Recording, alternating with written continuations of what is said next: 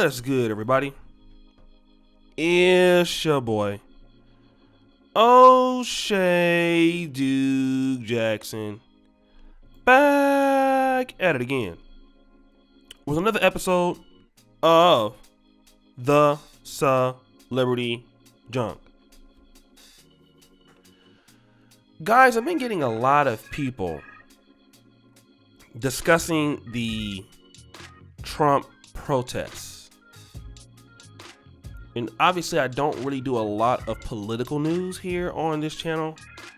I might start a channel like that sometime soon, but I typically deal with celebrity gossip. But for all shits and giggles, I've been coming across a lot of articles across the black internet, the black media, that deals with a hypothetical situation. And that hypothetical situation is, what if these Trump protesters were black? Right? And this whole idea that if these Trump protesters that have stormed the Capitol building, if they were black instead of being white or Asian, because to be fair, all Trump supporters are not just white, but the majority of them are white because the majority of America is white. And they've been comparing, what's been happening to African Americans over the last, year or few years. The police brutality, Black Lives Matter incidents last year. And if those people were black, they would have been treated differently. They would have been arrested. They would have been tear gassed. There would have been more. There would have been more aggression from those people in D.C. to be more violent towards those African American protesters or black protesters. Okay? And I'm not dealing with Biden here. I'm not dealing with Donald Trump here. I'm not dealing with any of that. I'm just dealing with the what if. Now, for the people with this position, I would definitely say you are right. If those protesters were black, going into the Capitol building the same way that those white people were doing, certainly it would have been met with more aggression, right? It would have been met with much more force. There is no doubt about that. But now that I've conceded that point, let me make this point. For black people who have those positions, what does that say about you? What it says is that you are a lethargic complainer who does nothing to change your situation. And I'm sorry, the blacks who make this position have exposed themselves to be who they really are. Black people who want to be next to whites. That's who these people are. Okay, let's just be honest about this. I did a show with Pan-Africanism Strikes Back on my King Ghana channel, and he had a show topic that we did called Black People Will Do Anything to Fight One Another to Be Close to White Folks. But another thing that black people will do to stay close to white people is to complain about unfairness. To complain about the system being unfair, unjust, begging for change, dealing from a position of weakness, coming up with hypothetical situations when, let's to be honest, this has nothing to do with black people. But again, let's make it to be dealing with black folks. Okay, fine. Let's hypothesize, what if they were black? Then, so what? So if they're black, they get treated worse. What next? Well, I just wanted to make that point. This is exactly what I'm saying. And then when you have people that are like this, no wonder why the black community cannot go anywhere, because you cannot build the black community with black people who want to be underneath white people. It's impossible.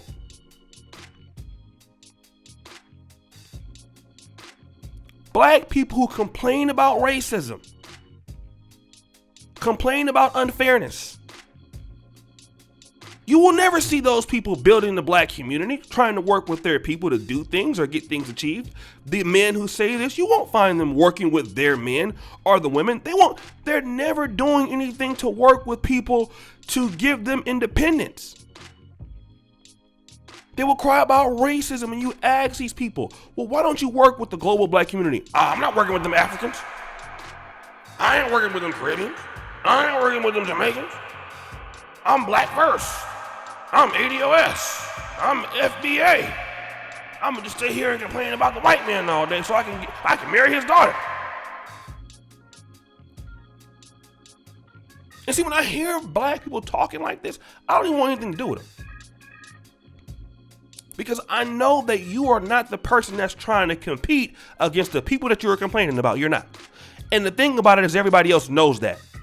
Want to know why you don't get reparations? We don't gonna get it? There's no power behind the position. See, here's the situation. The people who went out to the Capitol to go protest today, whether you like it or not,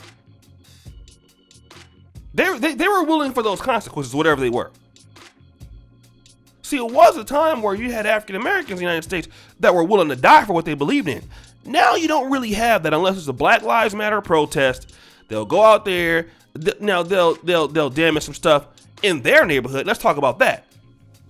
See, black people will, the black protesters, they're not going to tear anything up at the government state house. That's something that a lot of protesters in the black community are afraid of. What they're going to do is they're going to go to their own communities and tear up stuff. Usually it's what happens. They are going to go to, little places here and there. And, if other groups will help them tear up shit, then they'll do that too. But as far as going to the state house or DC to do that, oh no, black people ain't going to do that. No, because you already know what's up.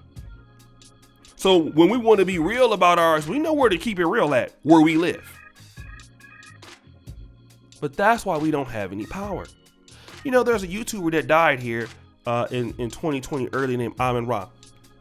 And, I used to get my roast on him, here and there. Because he was in Mombasa. And, he used to have a little situation where he would tell the subscribers, send me your money, man. Because you give Africa power when you send me all your money. Right? But I had to respect the fact that he left. He knew that things were not going to get better, so he left. Now, things as an individual for you as a black person will get better, but if you don't work with your people in the global black community and the African American community, for those of people who can help themselves and having respect for each other and treating your people right, pulling your people into positions of strength, open up doors for other blacks, you're always going to have the situation. And the same people that complain about this, they don't open up doors for other blacks.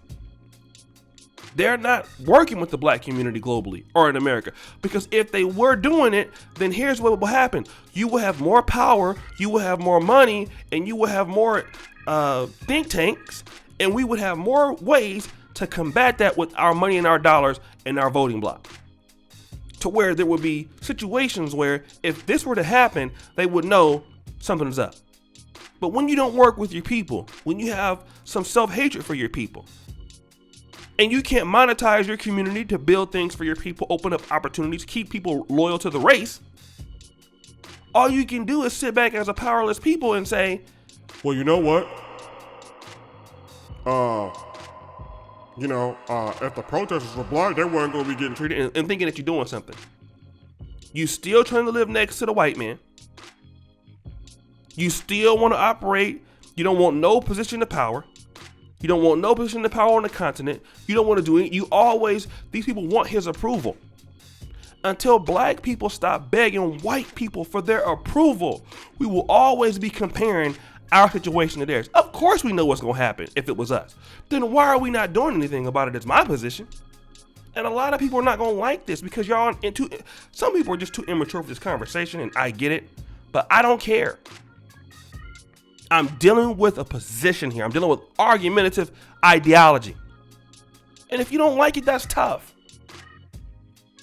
But at the end of the day, I know that you're mad. It's not my fault. Well, guys, it's your boy, O'Shea Duke Jackson, back at it again with another episode of The Celebrity Drunk. I really appreciate you for all that you do. Subscribe to the bell. Check out the first comment pinned to the top. And as you know, the buffoonery remains at an all-time high. I'm out.